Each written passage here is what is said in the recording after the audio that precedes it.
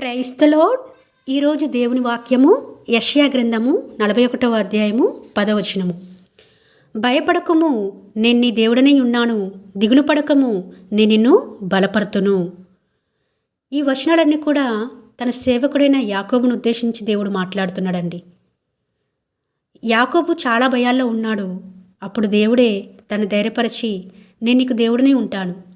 మరి కొరింథీయులకు రాసిన 2వ పత్రిక 6వ అధ్యాయం 18వ వచనంలో ఆయన మనకు దేవుడుగా ఉండాలంటే మనం ప్రత్యేకంగా ఉండాలని, అపవిత్రమైన వాటిని దేన్ని కూడా ముట్టుకోకూడదని ఉంటుంది కదండి. మనకు దేవుడుగా ఆయన ఉండాలని ఇష్టపడుతున్నాడు. ఆయన ప్రజలుగా మనం ఉండాలంటే ప్రత్యేకమైన జీవితం కలిగి ఉండి జీవించాలి. లోకంతో కలిసిపోయి లోకాచారాలను పాటిస్తూ దేవునిలో ఉన్నామని చెప్పుకుంటే మనల్ని మనం మోసం చేసుకున్నట్టుగా అవుతుంది. అది నిజమైన విశ్వాసం అనిపించుకోదు. మరి ఆయన దేవుడిగా ఉండడం మాత్రమే కాదు, బలపరుస్తారట.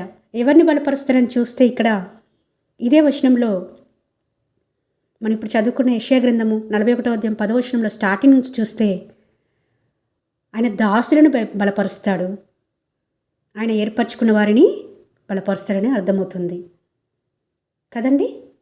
అంత మాత్రమే కాదు, మరి దినవృత్తాంతం 2వ గ్రంథము 16వ అధ్యాయం 9వ వచనంలో చూస్తే యథార్థ హృదయం గల వారిని ఆయన బలపరుస్తాడు. మనం ఎప్పుడైతే ఆయనకు మన జీవితాన్ని అప్పగించుకుంటూ ఆయన దాసుల కంటే స్వతంత్రం ఉంటుందా అండి? వారు ఏమైనా చేయాలన్నా యజమాను చెప్పింది మాత్రమే చేయడానికి ఉంటుంది. మనము దాసులంగా దేవునికి అప్పగించుకున్నప్పుడు మాత్రమే దేవుడు ఏం చెప్తున్నాడో అది మాత్రమే చేస్తాము. మన ఇష్టాలను నెరవేర్చుకోము. మన ఇష్టాలను చేయడానికి అస్సలు కూడా ముందుకు రాము. అదేవిధంగా ఆయన చేత ఏర్పరచబడిన వారిని ఆయన బలపరుస్తాడు. ఏర్పరచుకున్నాడు.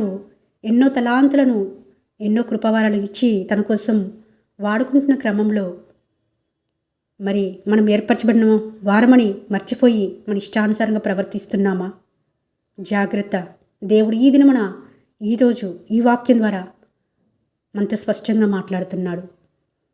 నేను నీకు దేవుడనే ఉన్నాను, నిన్ను బలపరుస్తాను, కానీ నువ్వు నీ ఇష్టానుసారంగా జీవించడానికి వీలు లేదు. నిన్ను బలపరచాలంటే నువ్వు నాకు దాసుడిగా ఉండాలి. నిన్ను ఏర్పరచుకున్నాను నువ్వు నమ్మాలి. యథార్థ హృదయం కలిగి నీవు ఈ లోకంలో జీవించాలి అని దేవుడు స్పష్టంగా మాట్లాడుతున్నాడు ఈ వాక్యం ద్వారా. కాబట్టి మనందరి హృదయాలను దేవుడు ఎరిగినవాడండి. మన హృదయంలో ఆలోచన పుట్టక నువ్వే ఆయన ఎరిగినవాడు. మనం కూర్చుండుట, లేచుట, పండుకునుట ప్రతిదీ చూస్తున్న దేవుడు. ఏ విధంగా జీవిస్తున్నాము? హృదయం అంతయు మోసంతో, కపటంతో, వేషధారణతో జీవిస్తున్నామా? అలా జీవిస్తే మనకు దేవుడుగా ఉండడు సరికదా.